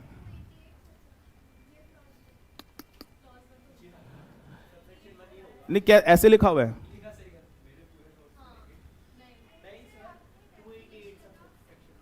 टू 88 की तो कोई कनेक्शन कहीं पे भी नहीं है। पता नहीं आपने कहां से कहा, क्या लिखा है? 288 88 1 नहीं लिखवाया होगा। 288 तो कुछ है ही नहीं। 288 तो वाइंडिंग अप के प्रोविजन है। 288 कुछ नहीं है। 288 तो वाइंडिंग अप के प्रोविजन में चला जाता है। लिखो नाउ अब यहां पे आ जाइए, पॉइंट 2 खत्म हो गया, पॉइंट 1 पे आइए। The subscriber to the memorandum and whose name enter into the register of member. यहां पे भी कुछ चीजें कनेक्ट होंगी, पता है क्या? एक तो आप है ना थोड़ा सा ध्यान रखो क्या बोला जा रहा है, क्या लिखा जा रहा है। नहीं तो याद है एक बात मैं हमेशा बोलता हूं, रुको मत चलो, जरा सी चीज की वजह से सारा गड़बड़ हो जाएगा। आप समझो, आप लोग अगेन थोड़ा सा फोकस करेंगे तो मुझे लगता है आपको ज्यादा फायदा होगा। थोड़ा सा फोकस करें, जो आप ये पढ़ रहे हो, these lessons can make your life ढंग से नहीं पढ़ोगे तो आई am telling you, you will destroy your life. मैं सच कह रहा हूं, ये आपको अभी, आप बच्चे हो या अभी आप रियलाइज नहीं करते, लेकिन पता है शायद 1 साल के बाद आप रिग्रेट करोगे कि हम थोड़े सीरियस हो जाते तो बेटर था। तो अब है ना, ये बचपना छोड़ दो। मुझे लगता है कि 15-20 दिन, महीना हो गया अब तो यार, अब ये बचपने छोड़ो आप। अब थोड़ा सा सीरियस होकर अगर पढ़ोगे तो पास हो जाओगे, और फिर आप अगले पड़ाव पे एंटर करोगे। नहीं, और एक चीज़ देखो, कोर्स है ही कितना बड़ा, एग्जी एंड फाइनल। 9 महीने में फाइनल क्लियर, 9 महीने में एग्जी क्लियर, 2 साल में आपके सारे पेपर क्लियर, फिर आप अपने ट्रेनिंग लाइफ में जाओ, खत्म। ज़्यादा कुछ ड्रामा है ही नहीं। लेकिन हाँ, अगर आपने सोच ही रखा है हर पड़ाव पे 3-4 साल डट के पढ़ना, बढ़िया तरीके से एनालिसिस करेंगे 3 साल, वो बात अलग है। फिर यू कैन एंजॉय। और हम तो दोबारा फीस भी नहीं लेंगे, आप आ सकते हो 3-4 साल, आओ दबा के एग्जी कंपनी लो, पढ़ो, कोई दिक्कत नहीं है। चलिए द फर्स्ट पॉइंट नाउ। अब यहां पर अच्छा, मेंबर की डेफिनेशन कौन से सेक्शन में दे रखी है? 2 क्लॉज 55। और यहां पर 2 क्लॉज 55, अब पहला पॉइंट बता रहा हूं, the subscriber to the memorandum. अब यहां पर 2 सेक्शन कनेक्ट होंगे, और लिखेगा वो 2 सेक्शन यहां पे कौन से कनेक्ट होंगे, लिखेगा एक बेटा यहां कनेक्ट होगा सेक्शन 3। ये याद करो, पहले भी बताया था, लेकिन अब यहां पे दोबारा कनेक्ट हो रहा है, तो दोबारा सुनिए। सब्सक्राइबर टू द मेमोरेंडम होता क्या, ध्यान से सुनिएगा। सेक्शन 3 बोलता है जब भी आप प्राइवेट कंपनी बनाओगे तो बेटा प्राइवेट कंपनी बनाने के लिए कम से कम 2 लोगों की जरूरत है, और कभी भी आप पब्लिक कंपनी बनाओगे तो पब्लिक कंपनी बनाने के लिए कम से कम 7 लोगों की जरूरत है। ये बात कहां लिखी हुई है? सेक्शन 3 में लिखी हुई है कि प्राइवेट कंपनी बनाने के लिए 2 लोगों की जरूरत है, पब्लिक कंपनी बनाने के लिए 7 लोगों की जरूरत है। और जो ये लोग कंपनी बनाते हैं ना, प्राइवेट कंपनी, पब्लिक कंपनी, जो ये कंपनी बनाते हैं, इन्हीं को बोला जाता है सब्सक्राइबर टू द मेमोरेंडम। इन्हीं को नाम दिया जाता है सब्सक्राइबर टू द मेमोरेंडम। तो प्राइवेट कंपनी बनाने के लिए कितने सब्सक्राइबर चाहिए? 2। और पब्लिक कंपनी बनाने के लिए कितने सब्सक्राइबर चाहिए? 7। ये मैं नहीं कह रहा हूं, कहां लिखा है? Section 3 of the companies act. Is it okay? Now अब लिखिएगा, दैट इज, अब यहां पे कनेक्ट करो section 4 of the companies act. Section 4 क्या कहता है, लिखिएगा। Section 4 says every subscriber shall take at least 1 share। ये सेक्शन 4 कहता है। तो सेक्शन 3 कनेक्टेड विद सेक्शन 4। तो सेक्शन 3 कनेक्टेड विद सेक्शन 4, और सेक्शन 4 क्या कहता है मुझे बताओ? Section 4 says that every subscriber shall take at least 1 share. बड़े ध्यान से सुनना, बड़ा गजब का पॉइंट है, अगर समझ में आ जाए। मुझे बताओ पहला पॉइंट क्या था? Subscriber to the memorandum. क्या लिखा है? Subscriber to the memorandum. Listen carefully now. मुझे बताओ subscriber to the memorandum, private company के कितने सब्सक्राइबर होते होंगे? 2। और पब्लिक के? अच्छा, मैं डेफिनेशन किसकी पढ़ रहा हूं? मेंबर कौन है? कौन है मेंबर? कौन है? प्राइवेट कंपनी में कितने सब्सक्राइबर? 2। और पब्लिक में कितने सब्सक्राइबर? 7। कहां लिखा हुआ है? सेक्शन 3 में। Is it okay? Private company minimum subscriber 2, public company minimum subscriber 7। और बताओ सेक्शन 4 क्या कहता है? हर सब्सक्राइबर को कम से कम कितने शेयर लेने पड़ेंगे? 1। तो मेरा सवाल है, जब तुम प्राइवेट कंपनी बनाओगे तो क्या 2 सब्सक्राइबर होंगे? और जो पब्लिक कंपनी बनाओगे तो कम से कम 7 सब्सक्राइबर होंगे। तो अब प्राइवेट कंपनी की तरफ चलते हैं। प्राइवेट कंपनी बनाओगे तो कितने सब्सक्राइबर होंगे? 2। और बेटा हर सब्सक्राइबर को सेक्शन 4 के अकॉर्डिंग कितने शेयर लेने पड़ेंगे? 1-1। वो 1 से ज्यादा भी ले सकता है, लेकिन कम से कम 1 लेना पड़ेगा। वो 1 से ज्यादा भी ले सकता है, वो 1 लाख 1 करोड़ जितने मर्जी ले, लेकिन कम से कम कितना लेना पड़ेगा? 1। अब मैं आप सवाल बस ये पूछ रहा हूं, जल्दी से बता दो। जब कंपनी इनकॉर्पोरेट होगी, जब कंपनी क्या होगी? इनकॉर्पोरेट। प्राइवेट कंपनी इनकॉर्पोरेट होगी तो कितने सब्सक्राइबर होंगे? 2। और वो 2 लोग कम से कम 1 शेयर खरीदेंगे, तो वो 2 सब्सक्राइबर क्या बन जाएंगे? Share holder. जो बंदा शेयर खरीदेगा वो क्या होगा? Share holder. जो शेयर खरीदेगा वो क्या होगा? Share holder. मुझे बताओ, ये सब्सक्राइबर को शेयर खरीदने पड़ रहे हैं? यस। कम से कम कितने? 1। ये बात कहां लिखी है? सेक्शन 4 में। Are you getting this point? तो सर जो भी सब्सक्राइबर बनेगा उसे 1 शेयर खरीदना पड़ेगा। He become the share holder. He become the share holder. तो कोई बता देगा मुझे वो मेंबर कब बनेगा? तो जरा देखना लैंग्वेज क्या लिखी है। Point 1, point 2, the subscriber to the memorandum, जिसका नाम कहां लिख दिया जाए? रजिस्टर ऑफ मेंबर में, वो भी कहलाया जाएगा, बोलो क्या? मेंबर। मेरा एक सवाल है, बस इसका जवाब दे दो। सब्सक्राइबर का नाम आरओएम में किसका नाम लिखते हैं? शेयर होल्डर का। आरओएम में किसका नाम लिखते हैं? शेयर होल्डर का। तभी तो वो मेंबर बनता है। एक बार दोबारा, आरओएम में किसका नाम लिखते हो? शेयर होल्डर का। बस मुझे ये बता दो सब्सक्राइबर का नाम आरओएम में क्यों लिख रहे हो? बस ये बता दो सब्सक्राइबर का नाम आरओएम में क्यों लिख रहे हो? बस ये बता दो मुझे। क्योंकि सर हर सब्सक्राइबर को कम से कम एक शेयर लेना पड़ेगा, तो वो भी तो शेयर होल्डर है, इसलिए उसका नाम भी कहां लिखना पड़ेगा? आरओएम में, इसलिए वो व्यक्ति भी बनेगा, बोलो क्या? Member. I hope you getting this point. Section 2 close, यानी मोटा मोटा दोनों पॉइंट पढ़कर एक बात क्लियर हो गई है, मेंबर वही जिसका नाम आरओएम में है, मेंबर वही है जिसका नाम आरओएम में है। Have you understand that? Is it okay? बताओ प्राइवेट। अच्छा, सेक्शन 2 क्लोज 55 के साथ अब कौन कौन से सेक्शन कनेक्ट हुए हैं? 255 section 3, section 4, section 88 subsection 1 clause A MGT 1, ये सारी की सारी चीजें कनेक्ट होकर समझ में आ रहा है हु इज मेंबर। एक बात दोबारा, हु इज मेंबर। दो, अच्छा 3 बातें हैं, 2 बातें नहीं है, कितनी बातें हैं? 3 बातें हैं। अभी 2 बता दी है, तीसरी थोड़ी देर में डिस्कस करेंगे। कोई बताएगा 1 और 2 क्या है? Who is member? Who is member? The subscriber to the memorandum. उनका नाम कहां लिखो? तो वो क्या बनेंगे? सब्सक्राइबर का नाम बेटा आरओ में क्यों लिख रहे हो? क्योंकि हर सब्सक्राइबर को कम से कम कितने शेयर लेने पड़ते हैं? तो क्या every subscriber is a share holder? क्या every subscriber is a share holder? तो उसका नाम कहां लिखो? तो वो भी क्या बन जाएगा? मेंबर। Is it okay? मेरा एक सवाल है, क्या every subscriber is a member? क्या every subscriber is a member? Everybody, क्या every subscriber is a member? And answer is yes. अगला क्वेश्चन, क्या every member is a subscriber? क्या हर मेंबर सब्सक्राइबर है?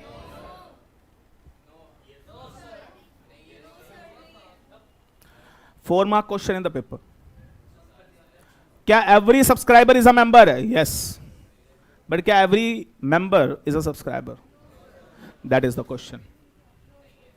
हाँ जी, let me see the answer. कितने कह रहे हैं, कितने प्रतिशत भारतीय मानते हैं every member is a subscriber? Let me see the answer. कितने कह रहे हैं यस? 1 2 3 4। कितने कह रहे हैं no sir, every member is not a subscriber? Fantastic answer.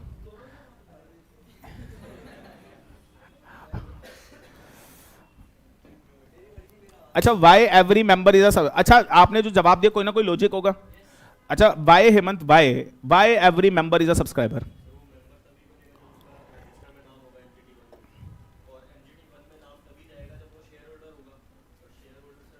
अच्छा, ये जो डेफिनेशन आपने पढ़ी है अभी पूरी नहीं हुई, अभी 3rd पॉइंट है, इसके बीच में और लिखा है एंड लिखा है? 1 2 3 और है या एंड है? और लिखा हुआ है ना, बताया था ना और है। और मतलब 3 चीज अलग अलग है। अच्छा वाई आप क्यों कह रहे हो कि every member is not a subscriber? Fantastic answer, बहुत बढ़िया। इतनी उम्मीद नहीं थी बट फैंटास्टिक आंसर, बहुत बढ़िया और परफेक्ट आंसर है। याद रखिएगा, अब मैं आपको करके दिखाता हूं एग्जांपल, आपको समझ में आएगा। आंसर लिख लो। एवरी, हर सब्सक्राइबर मेंबर है बट हर मेंबर सब्सक्राइबर नहीं होता। Every member is not a subscriber. अब आप बोलोगे सर ये कैसे प्रूव करोगे? देखो डफरो, देखो। अच्छा, जिसको आता ही है उसको मैंने डफर नहीं बोला, और जिसने गलत बोला उसको मैंने डफर बोला। लिखो डफरो। एक कंपनी है, एक कंपनी है एकेडमी 99, ठीक है। अब मुझे ये बताओ जल्दी से, प्राइवेट है पब्लिक है? प्राइवेट है। ये बता दो इस कंपनी को, प्राइवेट कंपनी को बनाने के लिए कितने सब्सक्राइबर चाहिए? कितने सब्सक्राइबर चाहिए? 2 चाहिए। तो लिखिएगा एक आया ए, एक आया बी, और ये कंपनी के क्या बन गए? सब्सक्राइबर। अच्छा, कितने कितने शेयर ले रहे थे कम से कम? क्या एक से ज्यादा भी ले सकते थे? अब बताओ कंपनी के सब्सक्राइबर अभी कितने हैं? 2। तो इन दोनों का नाम आरओएम में लिखूं या नहीं लिखूं? लिखूं। तो बताओ अब कंपनी के 2 सब्सक्राइबर है, तो आरओएम में अब किसका नाम लिखा हुआ है? आप बता दो। चलो, ए का भी लिखा हुआ है, बी का भी लिखा हुआ है। अब बताओ इस टाइम इस प्राइवेट कंपनी के कितने मेंबर हैं? 2 मेंबर। कहानी खत्म हो गई, कंपनी बन गई, 2 सब्सक्राइबर बन गए, कंपनी के मेंबर कितने हर्ष? 2। अच्छा, इन सब्सक्राइबर का नाम आरओएम में क्यों लिखा? क्योंकि लो में लिखा हुआ है, अभी बताइए सारी कहानी। Is it okay? नाउ अब अगली बात, Hemant this is for you. अब क्या हुआ, अभी सब्सक्राइबर कितने हैं? अच्छा, सब्सक्राइबर सिर्फ कब देखते हैं? At the time of incorporation only. Subscriber का कॉन्सेप्ट सिर्फ कब आता है? इनकॉर्पोरेशन के टाइम पे ओनली। अब क्या कंपनी इनकॉर्पोरेट हो चुकी है? हो चुकी है। Now after 5 months, after 5 months. अच्छा एक बात बताओ, मेंबर की जो डेफिनेशन है वो कितने पार्ट में डिवाइड है? 3। तीसरा भी बताऊंगा। तो बताएगा कोई ए और बी मेंबर हैं as per which point? Point A और पॉइंट बी। पॉइंट 1 के अकॉर्डिंग ये मेंबर बने हैं, पॉइंट 2 के अकॉर्डिंग मेंबर बने। पॉइंट 1 के अकॉर्डिंग तो क्या मैं बोलूं ये मेंबर बने हैं पॉइंट 1 के अकॉर्डिंग, एग्री? कंपनी बन गई है भाई, बोलो। अब मुझे बताओ 5 महीने गुजर चुके हैं, अब आता है हेमंत, और Hemant agree in writing. Hemant application लगाता है राइटिंग में, हे एकेडमी 99 आप अपने शेयर मुझे अलॉट कर दो। तो एकेडमी 99 आपको 2 लाख शेयर अलॉट कर देती है। अब मेरा सवाल है, क्या you become the share holder? क्या you become the share holder? Yes. और आप मुझे बताओ, if you become the share holder तो क्या कंपनी आपका नाम भी रजिस्टर ऑफ मेंबर में लिखेगी नहीं लिखेगी? यस। लो भाई, आपका नाम भी रजिस्टर ऑफ मेंबर में आ गया। अब आप मुझे बताओ, अब कंपनी के कितने मेंबर है? 3। लेकिन मेरा सवाल है, जो हेमंत है इज ही अ मेंबर? क्या ये मेंबर है? बट क्या ये सब्सक्राइबर है? Every subscriber is a member, but every member is not a subscriber. क्योंकि सब्सक्राइबर सिर्फ कब देखे जाते हैं? At the time of incorporation. Are you getting this? इसलिए हेमंत आप मेंबर तो बन जाओगे बट आप सब्सक्राइबर नहीं बनोगे। Are you getting? और सब्सक्राइबर प्राइवेट कंपनी में सिर्फ कितने और पब्लिक कंपनी में कितने? 7। And every subscriber need to take at least 1 share that is given over there and that is given. क्या इतनी बात क्लियर है? क्या हम आगे बढ़ सकते हैं? नाउ लिखिएगा पॉइंट 3, और मेंबर कौन है? Now who is the member? Third point लिखिएगा,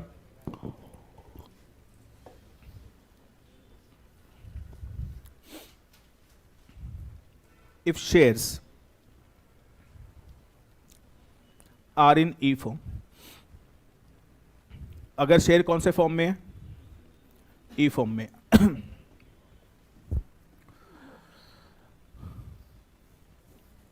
तो लिखिएगा, the beneficial owner are treated as member.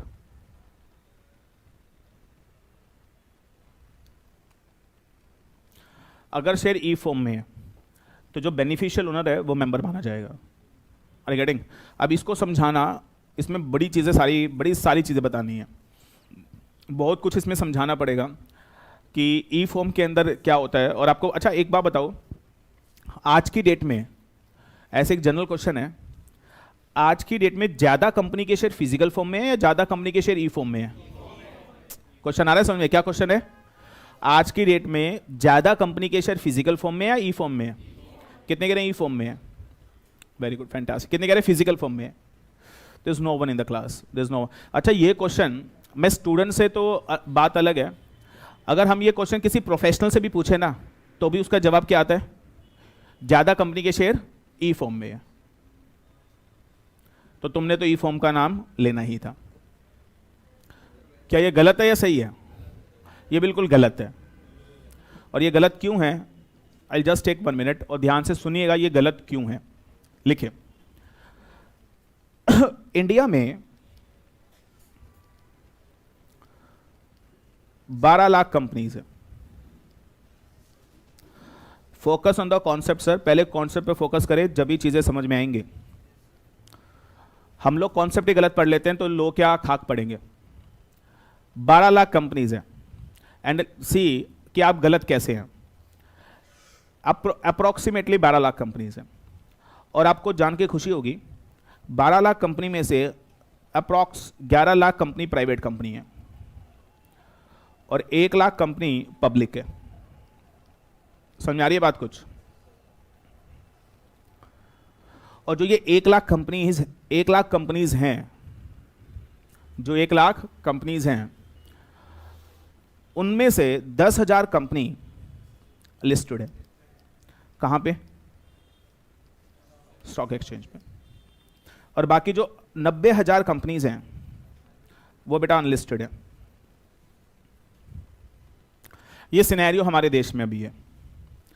Total 12 lakh companies हैं। 12 लाख कंपनी में say that is I would say listed company समझते हो? Reliance, Tata, MRF, you know that, जिसका शेयर कहाँ लिस्ट होता है, जिसका शेयर कहाँ रजिस्टर्ड होता है? स्टॉक एक्सचेंज पे। तो that is given over there. और 10,000 कंपनी लिस्टेड है कहाँ पे? स्टॉक एक्सचेंज पे। तो लिखिएगा as per the law, as per the law और कौन सा लो अब लिख लेना इसको ध्यान से। As per the law, as per section 29 of the companies act,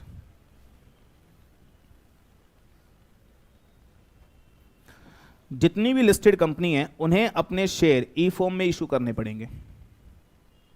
उन्हें अपने शेयर कौन से फॉर्म में इशू करने पड़ेंगे? ई फॉर्म में। ये बात मैं नहीं कह रहा हूं, कहां लिखा है ये बात? Section 29 of the companies act. अरे गेट दिस। अच्छा बताओ, ये फोन रख दो एक तो तुम लोग, ये फोन स्विच ऑफ करके रखा करो।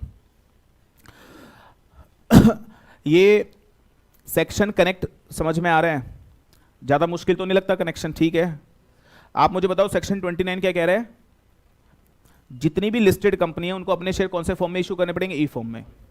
और एक को लिखो बेटा, ये जो 90,000 अनलिस्टेड कंपनी है ना, इसके ऊपर एक रूल है, rule 9A of pass rules 2014। और पास की फुल फॉर्म लिख लो, prospectus and allotment of securities. PAS का फुल फॉर्म क्या है? Prospectus and allotment of securities. और ये बोलता है जितनी ये अनलिस्टेड कंपनी है ना, इनको भी अपने शेयर ई फॉर्म में इशू करने पड़ेंगे। और गेटिंग दिस, इनको भी अपने शेयर कौन से फॉर्म में इशू करने पड़ेंगे? ई फॉर्म में। और बाकी जितनी भी कंपनी है वो अपने शेयर फिजिकल फॉर्म में इशू करेगी। अब आप मुझे बताओ, हिंदुस्तान की 12 लाख में से 11 लाख कंपनी के शेयर बताना जरा, फिजिकल फॉर्म में, ई फॉर्म में? आज भी फिजिकल फॉर्म में है। Are getting? लेकिन आप किसी से पूछ लो, किसी भी XYZ टीचर से पूछ लेना, किसी भी टीचर से पूछ लेना, क्या बोलेगा वो? ज्यादा कंपनी के शेयर कौन से फॉर्म में है? ई फॉर्म। उनको ई फॉर्म के अलावा कुछ दिखता ही नहीं है, क्योंकि उन्हें पता ही नहीं है कुछ। This is the real condition right now. अब बताओ, ज्यादा कंपनी के शेयर फिजिकल फॉर्म में, ई फॉर्म में है? फिजिकल फॉर्म में। आपके सामने है ये, फिजिकल फॉर्म में। मेरी बात समझ में आ रही है आपको? तो मुझे एक बात और बता दो जल्दी से, कौन सी कंपनी को शेयर अब ई फॉर्म में इशू करने हैं? Which company? दैट इज, एक तो अनलिस्टेड कंपनी हो गई और एक तो अनलिस्टेड पब्लिक कंपनी हो गई। और ये लिख लेना, ये कौन सी कंपनी है? They are unlisted public companies. और मैंने आपको सेक्शन और रूल भी बता दिया कि कौन सी बात कहां लिखी है, ताकि आपको पता हो ये बात। Are getting? क्योंकि क्या होगा, जब आप डिस्कशन करेंगे तो हो सकता है कोई आपका फ्रेंड आपको बोले ऐसा नहीं होता, तो सेक्शन उसके मुंह पे मारना और बोलना देख इसे उठा के, होता है या नहीं होता, चेक कर, खुद कर। तो वो जब सेक्शन उसके मुंह पे मारोगे तो उसका मुंह टूट जाएगा और फिर वो तुम्हें कुछ नहीं बोलेगा, वो बोलेगा बात तो तेरी सही है। Are you getting this? यानी आज की डेट में 11 लाख कंपनी के शेयर फिजिकल फॉर्म में है और सिर्फ 1 लाख कंपनी ऐसी हैं जिसके शेयर कौन से फॉर्म में है? ई फॉर्म में है। आई होप ये बात समझ में आ गई आपको। नाउ अब बात करेंगे मेंबर की, क्योंकि मैटर तो मेंबर का ही है। मेंबर कौन है? Is it okay? इतनी बात क्लियर है? नाउ अब ऊपर चलते हैं दोबारा। लिख लिया सबने ये?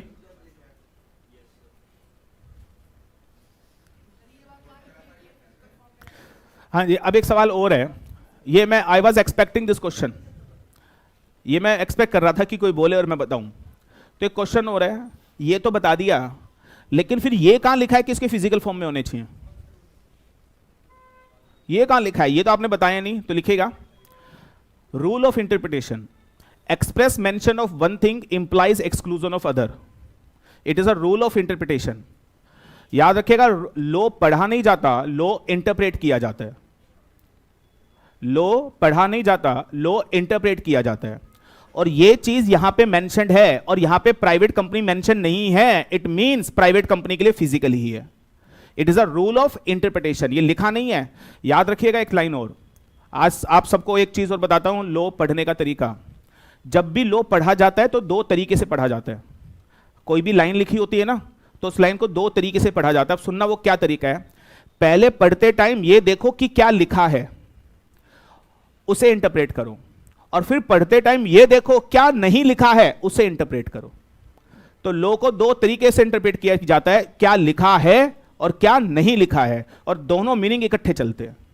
It is called the rule of interpretation. अब देख आदित्य, यहां पे लिखा था, बता दिया, इंटरप्रेट किया, और यहां पे नहीं लिखा था, ये इंटरप्रिटेशन आ गई। तो एक लाइन को पढ़ के जो लिखा था उसकी इंटरप्रिटेशन अलग है, जो नहीं लिखा उसकी इंटरप्रिटेशन अलग है। लो पढ़ा नहीं जाता, लो हमेशा इंटरप्रेट किया जाता है। I hope you understood that.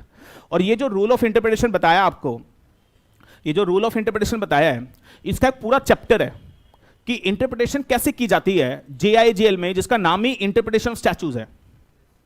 तो वहां पे मैं आपको बड़े सारे रूल्स बताऊंगा कि लॉ को इंटरप्रेट करने का तरीका क्या है, फॉर्मूला क्या है, वहां पे पढ़ेंगे ये सारी चीजें। Are getting this? और जब आपको वो रूल ऑफ इंटरप्रिटेशन समझ में आ गए तो आप हिंदुस्तान के हर लॉ को खुद इंटरप्रेट करना सीख जाएंगे। बट एक छोटी सी चीज इसको याद रखिएगा, दैट इज दो तरीके से कानून पढ़ा जाता है, क्या लिखा है और क्या नहीं लिखा है।